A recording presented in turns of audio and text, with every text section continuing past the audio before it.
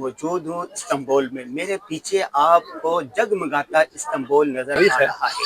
تو آج ہم اس نقطے پہ کھڑے ہیں جس نقطے سے قسطنطنیہ کے معرکے کا آغاز ہوا تک.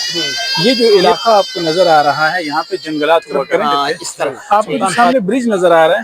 اس برج کے تقریباً 500 میٹر بعد وہ علاقہ ہے جہاں پہ سمندر کے اندر بازنطینیوں نے بڑے بڑے زنجیر بچھائے ہوئے تھے تاکہ اگر سلطان فاتح رحمہ اللہ اس ٹیلے کی بیک سائڈ سے لشکر کو لے کے گئے تقریباً 2-2.5 کلومیٹر کے فاصلے پہ. وہاں سے بیک سائڈ سے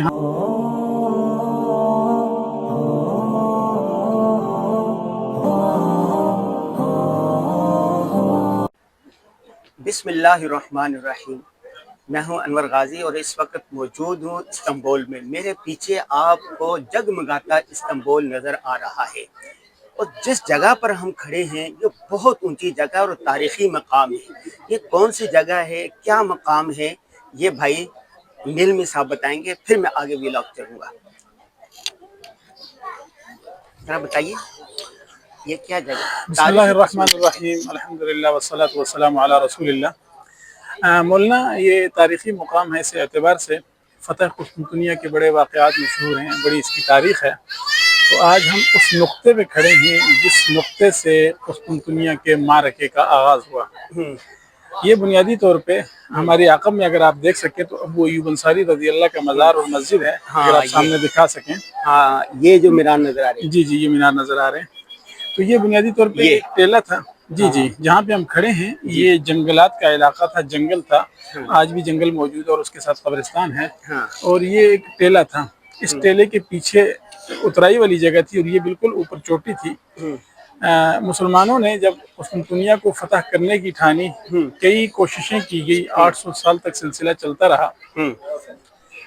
1453 میں جنوری سے لے کر مئی تک 3 کوششیں کی گئی.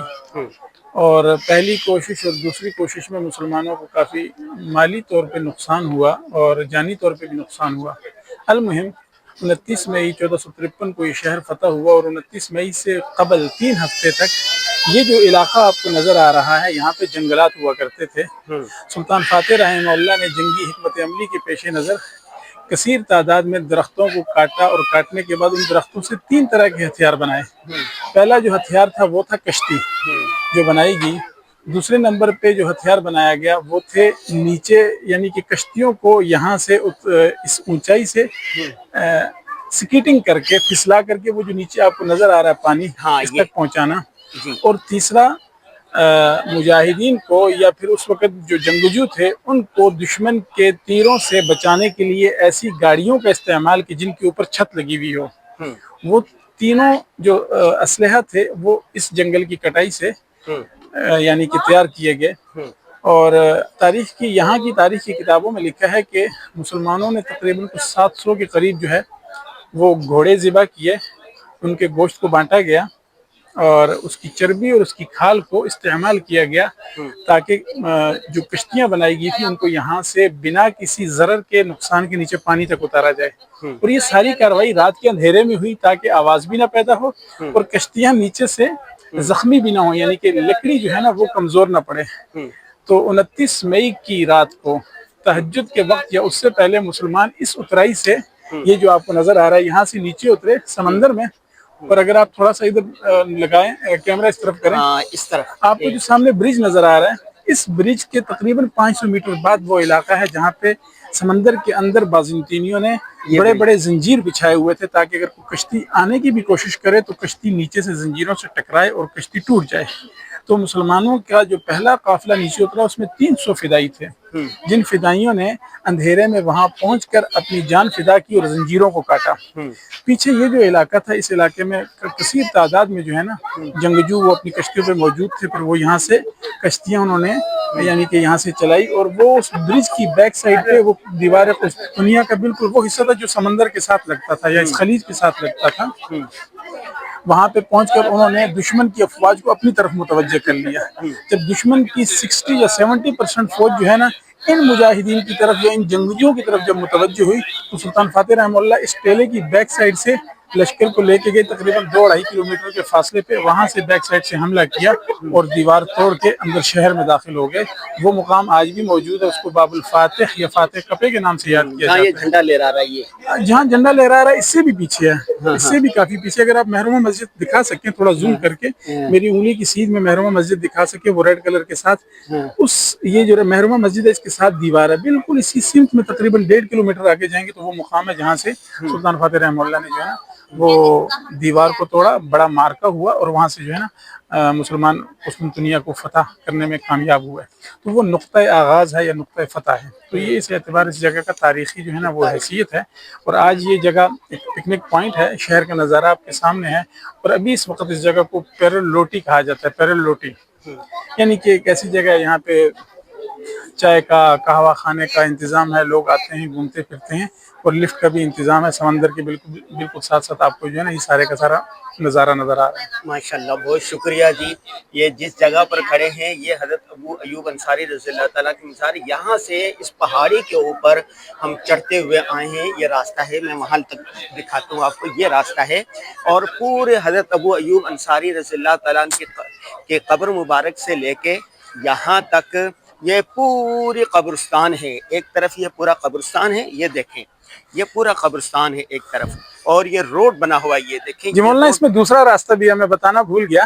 इसमें साथ नीचे केबल कार है, हम केबल कार के जरिए वापस जाएंगे इंशाल्लाह। 2 रास्ते आने के, केबल कार के जरिए। एक मतलब ये रास्ता है कि हजरत अबू अयूब अंसारी रज़ियल्लाहु ताला के मज़ार से ये, और साथ साथ ये कब्रिस्तान चलता हुआ आ रहा है ना जी जी। और दूसरा क्या है, केबल कार के जी हाँ, केबल कार के जरिए 2 से 3 मिनट में हम नीचे पहुंच जाएंगे। अच्छा अच्छा अच्छा, आइए।